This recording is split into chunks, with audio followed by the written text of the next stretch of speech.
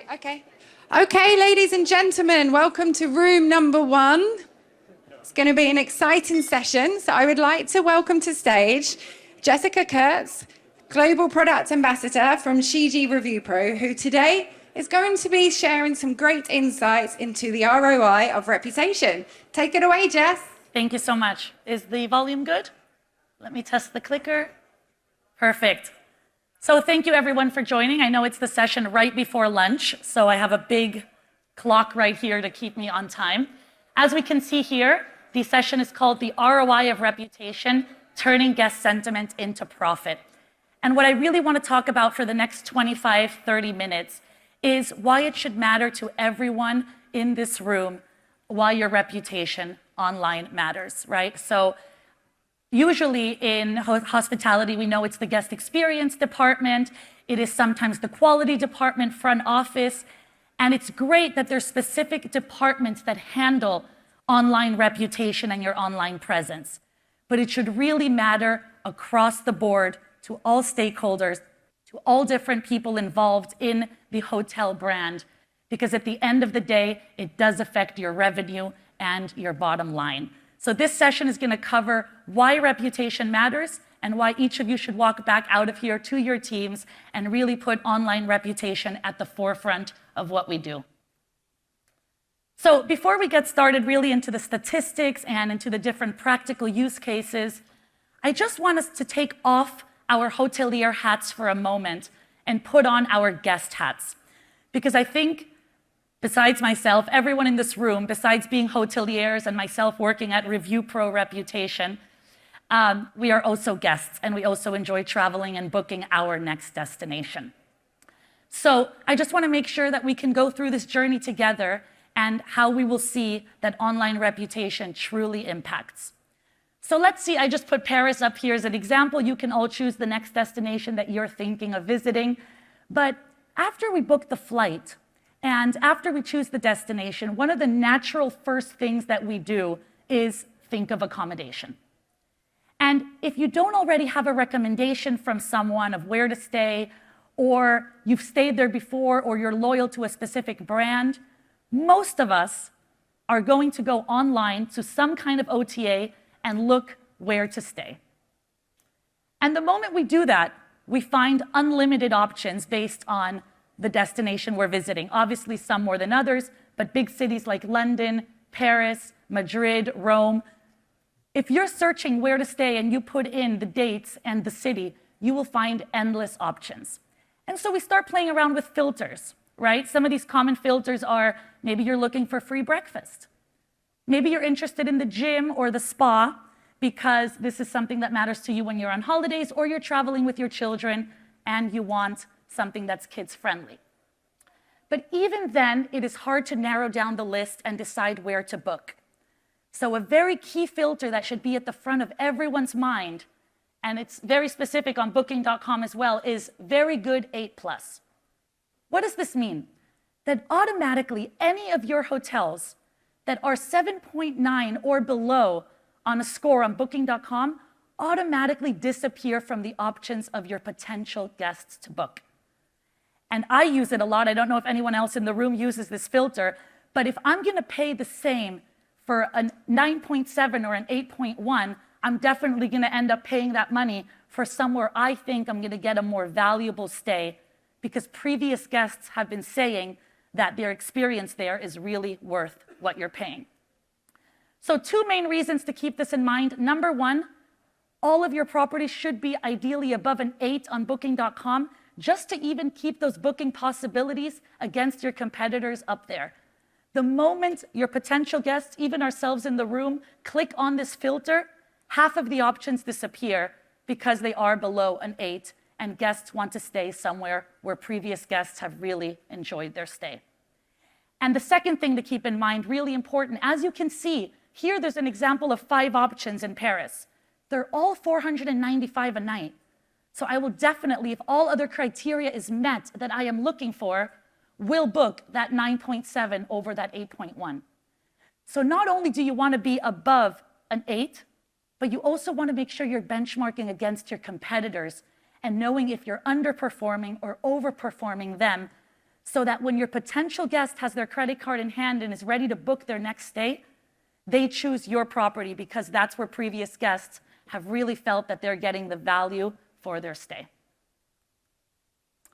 Perfect. So just a little bit about me quickly then as well. Jessica Kurtz, Global Product Ambassador at Reviewpro Reputation. Anyone here in the room know Reviewpro, use Reviewpro? Great, perfect. So we've been around since 2009, over 15 years now, helping hoteliers enhance the guest experience through different solutions that I'll show you in a moment. And in 2019, we did get acquired by Shiji Group. So as you can see here, we are part of the tech stack for hospitality that is the Shiji platform. And our main goal is to be a platform that continuously helps you improve the guest experience. We do also have a Daylight PMS, that is our PMS system. We have Infosys, which is our point of sale, and we have distribution, content, and really trying to build the full tech stack so that all of these different solutions can communicate with each other and really relieve this stress, this extra work from the hoteliers, and being able to work in a synergy with the different solutions. So just for example, imagine that when your front desk staff is checking in their next guest through the PMS, they can see the survey that the guest completed on their last day. And you know that they're a detractor because they gave a 6 out of 10 NPS. And you can quickly see within the PMS what those reasons were. So that when you're checking them in, you know, we know you didn't enjoy the pillows last time or being too close to the elevator. We have that right here. We're definitely, you know, assigning you in a very different room this time. So it's really about removing those silos through the different solutions and being able to build a tech stack that works in synergy. Reviewpro specifically, maybe you can recognize some of the logos here. Claremont, we have Belmont, Red Carnation, RBH, Corinthia. We do have 60,000 clients worldwide in 150 countries. And although hotels are our biggest clients, we do also work with restaurants, destinations, hotel owners, and so on. And the key features at Reviewpro: online reviews and survey management. So today we're going to focus a lot on online reputation, but we also work with surveys. Because if you're not using hotel surveys yet, just something really key to keep in mind is your guests that are writing online reviews are writing whatever they remember about their stay. They're just writing a paragraph. There's no really prompts, right? They're just telling you the good, the bad, and giving you a score. But the way that your surveys can really work together with your online reputation is key, because you can ask specific questions about different touch points during their stay. And therefore, by actioning the feedback in that, you can then improve your online reputation. Okay? So it's key that if you don't work with surveys yet, you do consider some kind of feedback from your guests where you're prompting them what you want to know more about, whether it's the cleanliness, the breakfast, your hotel staff, so that then when there's areas for improvement, they're writing it more in your surveys and less online. And you can make those improvements and improve your online presence. So just a few statistics I always like to show that I think are very interesting and should be relevant to everyone in the room. 95% of travelers read online reviews before booking. And I'm sure all of us in the room are part of that 95%. This is no secret. 93% say that reviews influence their decision. 53% of travelers would not book a hotel with no online reviews. And I'm sure since this study was made a couple years ago, that number has even gone higher up. 68% of travelers are more likely to book a hotel that responds to reviews compared to one that doesn't. So this is a whole other point I'll talk about a little bit later. But if you're not focusing on your management response, if someone on your teams is not reading the reviews and responding to that in a timely manner, you're definitely losing a big percentage that might be going to your competitor who is focusing on their management response strategy. And lastly, 33% of travelers changed their initial booking choice after reading reviews or consulting social media. I think this is one of the most impactful for me because the website can be really nice, the pictures on there, you saw it on Instagram, your friends have posted about it, but 33% are changing their mind because of what it says online, because people want to know what were the most recent guests saying about that experience, not how nice is the pool on Instagram and on the website. So you really want to match to make sure that whatever you're selling on your website, whatever people are talking about on social media, is also what people are reflecting online in the reviews. Okay, so just wanted to leave you with these statistics. The next thing I wanted to bring up was this study that we did with Cornell University. I'm sure if you have Reviewpro or you've seen us at some other events, maybe this study sounds familiar. It is from some years ago, but for me it is still extremely powerful, especially in a session like today, because what we're talking about here is the direct impact of reputation on your revenue. So if you work with Reviewpro, you've heard of Reviewpro, maybe you've heard of the GRI, the Global Review Index. It is our proprietary score based on an algorithm to give you an idea at any point in time how your hotels are performing online, okay? And we put a lot of different criteria into the algorithm, but the main one that should stand out is the recency of the reviews. What does this mean? We really focus on what your most recent guests are saying, because your potential guests and us as well as travelers are not going to the 20th page of Booking or Google or TripAdvisor. We want to know what the 10 most recent guests said about that stay. That's the one that's relevant to us, because that's the one that's going to be probably most similar to the experience that we're going to have if we book.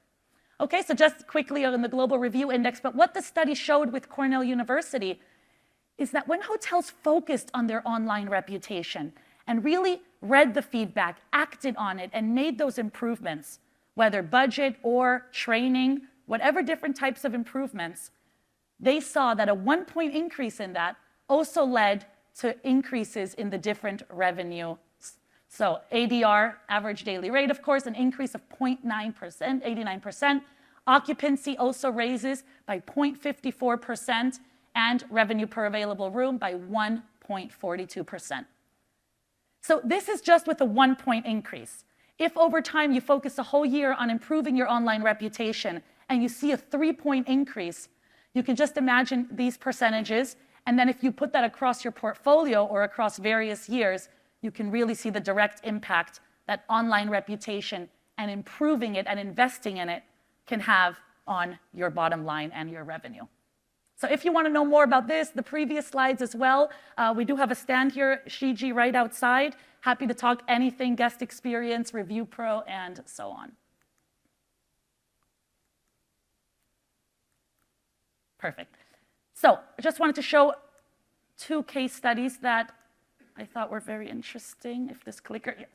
So Hotel Corallo Sorrento, one of our clients on the Amalfi Coast in Italy.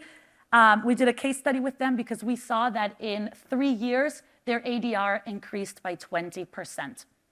And of course, there's always different factors, but the main one was that the confidence they felt in being able to increase their rates was based on improving their online reputation. Because they knew that with their competitors, they could really increase their rates because the online reputation, the online presence was outperforming their competitors. So they came to us a couple years ago. On the first year, they had a GRI, once again, the Global Review Index score I was mentioning. 90%, still incredible. But I'm sure on the Amalfi Coast, a lot of good competition there, also above 90%. So they begin to focus heavily on online reputation. They started with one of our solutions, which is managing your online reviews and being able to handle that guest feedback. Year 2, they implemented our post-stay surveys to capture guest feedback, and they saw the Global Review Index increase to 91.5%. Why? Because what I mentioned earlier, they were able to take from the reviews what is mostly brought up, or what are we missing? What are they not talking about? What do we want to know more about? And so they built a survey, a customizable survey, where you can really focus and ask specific questions of the different parts of their stay, right? So if you're not happy with the cleanliness, what exactly? Or the breakfast options. So a lot of times you only know from online reviews your guests are not happy with breakfast. But unless you really ask more structured questions, especially to the detractors or unsatisfied guests, you won't know that their main complaint is that you close at 10 a.m. on the weekend. Not that your staff is not friendly, not that the food options are not good. So you might be doing guessing games and trying to improve your breakfast operations without even having the data to know, all they're asking for is a different time on the weekends. Everything else is working well. So that's what the surveys did for them. Year 3, they added an in-stay survey. I'm not sure, show of hands, anyone work with in-stay survey? Do you ask your guests during their stay for feedback? Okay, perfect. So usually it's a 1 to 2 question survey, and it's really just a temperature check. You don't want to bombard your guests during their time with you, but it really is to know, can I change your experience while you're still on property? Because if so, that will obviously lead then to higher post-stay survey results and usually a positive online review as well. But if you don't capture that in-stay feedback, then they might not take the time because of long queues, or they're just not in the mood to come and speak to someone to let you know that they actually hated their room, that's not the view they requested, and so on. Okay? So by year 3, they increased their GRI even further to 92.7, and finally 95.7 after working also with an in-stay survey. With that, the data was analyzed to identify long-term issues, actions were implemented, and they were able to increase the ADR thanks to online reputation by 20%. Just another quick one that I thought was interesting, the Aria Hotel in Budapest really had a mission to become the #1 hotel on TripAdvisor, and in 2018-19, I believe, they did win that award, and the results were really, really interesting. Once again, directly relating why your online reputation is so impacting your revenue. You can see at the very top right, unique visitors, that's their website visitors after they became the #1 on TripAdvisor. Direct bookings doubled, okay? So even though they were seeing this on TripAdvisor, they were curious to know what the hotel's like. They went to the website, they were there, they were captured, and then they booked twice as much as before they won that award. The monthly web traffic multiplied by 5. Everyone wanted to know, what is this hotel that's the #1 on TripAdvisor in the world? And occupancy and ADR naturally increased significantly. So, Jessica, all this is so great. How can we actually walk out of here and improve our online reputation? Please come talk to me if these 5 quick wins were not enough or you want to go deeper into one of them. But I did put together these 5 quick wins to boost your online reputation and, of course, therefore, your revenue. Number 1. Go beyond the score. Really take time to read the comments of the feedback you are receiving. Scores are great. They keep us in line. They keep us knowing how we benchmark against our competitors. They give us ways that we can set goals and improve and really stay above in the market. But without the comments, we cannot drive the action. Without the comments, without the feedback, we cannot improve those scores. So whether you use Reviewpro or not, make sure you have a tool, make sure you have a way that you can really analyze sentiment analysis and semantics to know, what are the guests saying? Where are they spending the most time complaining about, or what are they loving? Because your teams might think something different than the reality of the guests. And if you don't have a way to do this, then your team is manually trying to read all the different online reviews on the different sources and put together some conclusions. But if you have some kind of solution where you can really put together and see the categories negatively and positively affecting your online reputation, that's when your teams can use the time wiser to dig deeper and take action.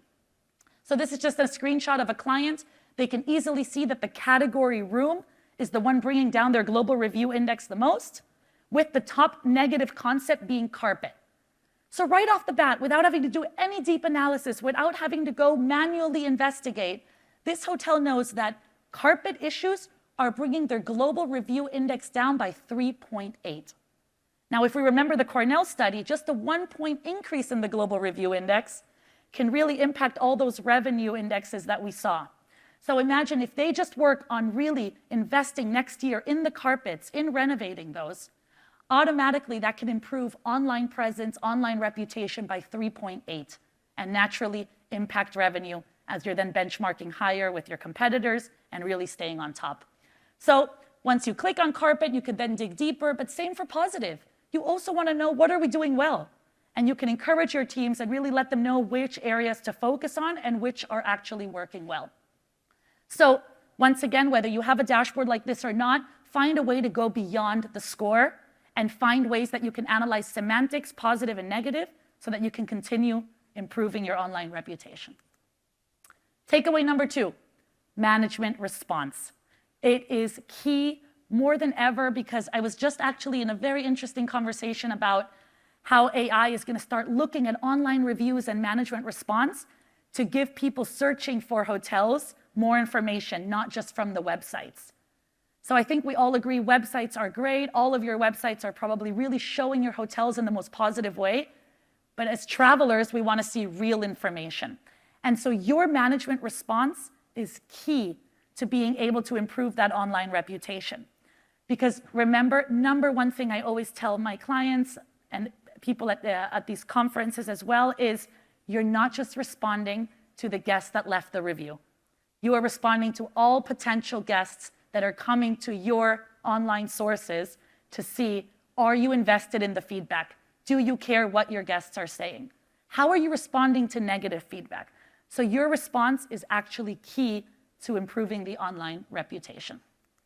So up here we have a negative one. It would have been a 5 stars that I would have given you across the board, but workmen started refitting the bathroom next to my room 301 at 8 a.m. You can't change that, right? The guests checked out, the work was happening. Maybe you can improve next time by leaving some information under the doors where there's going to be early work or blocking those rooms off, but that's after the fact. The feedback's already there. But you can take the time to write a thoughtful response, and that includes something like, while such improvements are important to enhance our facilities, we are sorry and so. Why? Because you're letting the rest of the potential guests know you are investing in renovation. Yes, it was loud, but your properties are recently renovated, and this might attract other visitors as well. And down here, it was a super positive one, and we just want to make sure that in your responses, you are highlighting again, so that when AI starts searching for this kind of feedback in the future to recommend your hotel, they see that you're responding things like, we're so happy you found your room to be spacious, spotless, and recently renovated. We're proud of the vibrant atmosphere and modern offering in our F&B outlets. And the location truly is one of our hotel's gems. So you are reinforcing what they already said, but also leaving more of your presence online as well. Takeaway number 3, obviously AI. But something I really want to mention to everyone is if you are using it to respond to reviews, if your teams are using it, use it as a co-pilot. What does this mean? Still let your teams have that end say. Still let your teams make sure that they can edit their response if needed, still add their human touch, but use AI in the way where you're not replacing your teams, but you're giving them the space and time to use the time to improve the guest experience or to analyze the semantic analysis to make those improvements. Not 5 minutes per review just to find a good response. Okay, so a lot of our clients are using AI. They're reducing, obviously, response times by half, and they're able to generate really thoughtful responses and focus then more on the guests standing in front of them on property or on analyzing areas for improvement to continue boosting that online reputation. Takeaway number 4, benchmark to outperform. So make sure that you're not only looking at your scores and your semantic analysis and how you're doing over the course of time. That's great. Benchmarking against where you were last year is fantastic to know where you're going. But also, what are your competitors doing? What are their scores? And what are their semantic analysis? What is their sentiment? What are the guests saying about the experience right down the road from yours? Okay, so make sure you can also analyze that so that you can then see, oh, if we have such a carpet issue and they're recently renovated and everyone is positively talking about how their hotel is recently renovated and everyone's talking about our shitty carpets, then this is something we need to really invest CapEx, time, and money in next year so that we can really continue to outperform our competitors. Okay, so make sure that you have a way where you can analyze your competitors closely for different things, not only Global Review Index, but once again, how is my competition responding to online reviews? Are they more engaged online than me? What is their average response time versus mine? And finally, takeaway number 5, know the market. If you haven't heard of our guest experience benchmark report, it's completely free for anyone, whether you're a Reviewpro client or not. It's a quarterly report where we analyze millions of reviews to be able to give you quarterly updates on how online reputation and the trends are going. From where guests are leaving the most reviews to volume, to which different markets are more impacted by different categories of semantics. But if you know the market, then you can exceed guest expectations before they arrive. So you can compare what is going on globally or in Europe compared to your hotel brand. Are we also most affected by the category room? Or are we doing better than the global average or the Europe average or the UK average? So make sure you find ways, and if you want to come talk more about the report, I can send it to you as well, where you can really go back to your teams and say, you know, we're doing great with a 4-day response average, but the global is actually 2.8. You know, so guests are expecting the hotel to respond in less than 3 days. What can we do to achieve that? Okay, so I don't know, Danica, I have a few guest experience trends, but before that, any questions instead of showing a few trends on anything that I've shown?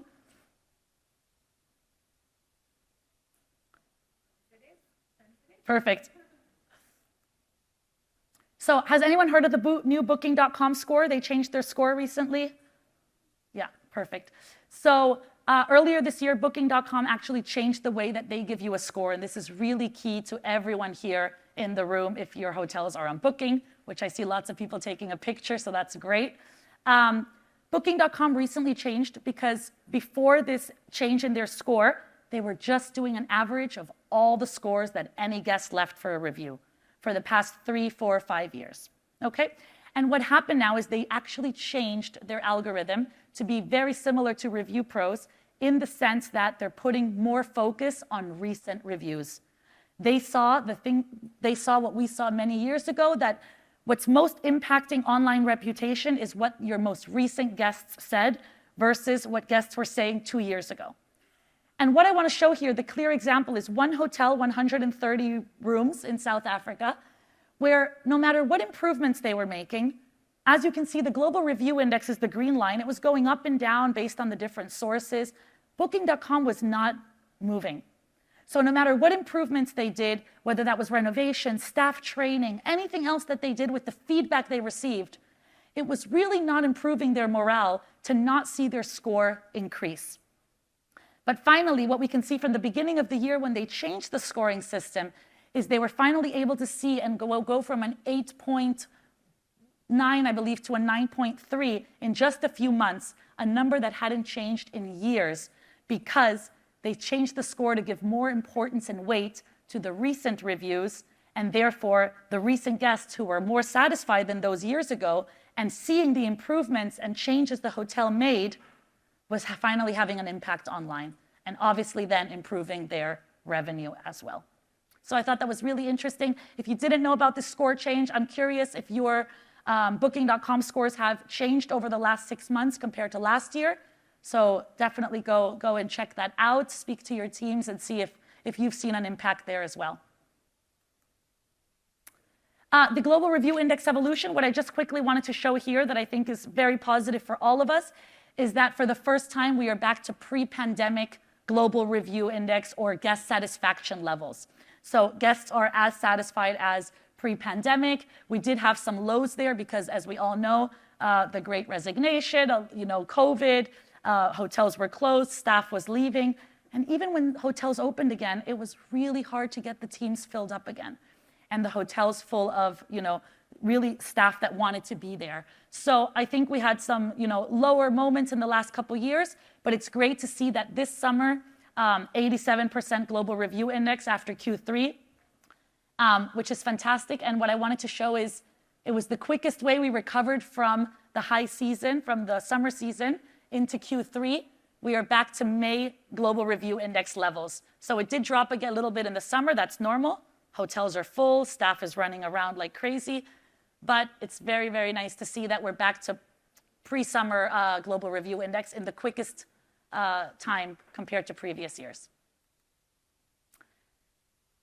Good, yeah. And this, it's lunchtime? It's lunchtime. That's why no one has a question. Okay, perfect. So if you want to, I just wanted to show a couple more slides, but otherwise, if you want to come see a couple more slides on global trends or UK trends, more specific things, come let me know. After lunch, of course, and hope you all enjoyed the session. Thank you so much.